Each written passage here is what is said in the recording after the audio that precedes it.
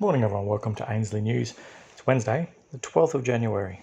Today we're talking the peril and passive ETFs and the breadth. There appears a large portion of economic forecasters predicting that 2022, whilst more volatile than normal, could see continued strong gains in US shares despite the still sky-high valuations. Already this year we've seen some large losses on US shares and then a strong rally like last night.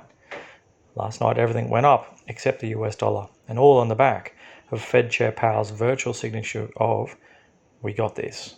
Equities buyers saw the Fed has our back. Bonds, gold and crypto buyers saw no quick fix and more debasement of fiat, reinforced by the US dollar dropping, and the inevitable outcome of him saying that we will look to reduce their massive $8.77 trillion balance sheet. His call of quantitative tightening came without the warning the balance sheet is much bigger, and so the runoff can be faster. So I would say sooner and faster, that much is clear. We all know what happened last time they tried quantitative tightening. The same economic forecasters are largely calling a short, sharp correction anytime soon, but many go on to say the Fed will simply step back up to the plate and the TINA trade will see money pile back in and a resumption of gains, much like in 2020. When they tried QT in 2018, we saw a 20% correction. However, Lance Roberts of RIA recently reminded us of the sheer scale of both that top 10 of the S&P 500 and the predominance of passive index-driven ETFs blindly following. Notably, except for the Dow Jones Industrial Average, the major market indexes are weighted by market capitalization. Therefore, as a company's stock price appreciates, it becomes a more significant index constituent.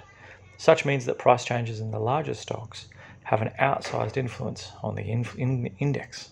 Currently, the top 10 stocks in the S&P 500 index comprise more than 1/3 of the entire index. In other words, a 1% gain in the top 10 stocks is the same as a 1% gain in the bottom 90%. This top 10 is hiding a very big problem from Sentiment Trader this year. After Wednesday's post-FOMC sell-off, more than 38% of stocks trading on the Nasdaq are now down 50% from their 52-week highs.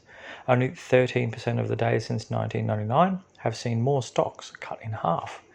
At no other point since at least 1999 have so many stocks been cut in half, while the Nasdaq Composite Index was so close to its peak. When at least 35% of stocks are down by half, the composite has been down an average of 47%. That last sentence there put into stark contrast against an index that's at a near all-time high. This comes down to the fact that around a quarter of all ETFs comprise that top 10.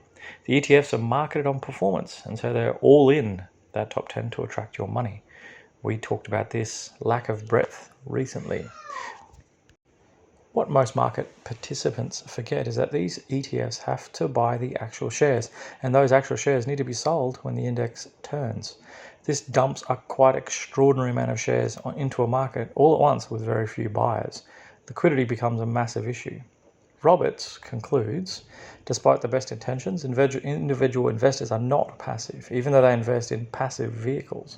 Eventually, some exogenous, unexpected event will change investors' speculative psychology. When the psychology changes from bullish to bearish, the rush to liquidate entire baskets of stocks will accelerate the decline, making sell-offs more violent than what we saw in the past.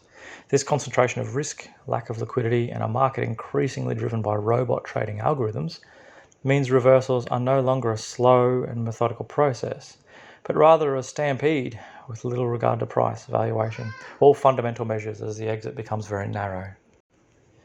March was just a sampling of what will happen to the markets when the next bear market begins. In other words, while many commentators openly expect a market correction, given the overbought nature of it, they then seemingly dismiss it as a blip, like what we saw with the COVID crash in 2020. Robert's argument that that may not be the case this time appears to have a lot of merit. And that's news for today. Thanks for listening in about passive ETFs and some insight there. Jump over to ainsleyBullion.com.au for all things physical, gold, silver and platinum. ainsleywealth.com.au for all things cryptocurrency. Great time to accumulate at the moment while prices are down. And goldsilverstandard.com. That's our own crypto, built and backed as a perfect stable coin. A lovely stable coin there, built back by Ainsley. Enjoy Wednesday, everyone. We'll catch you tomorrow for more news.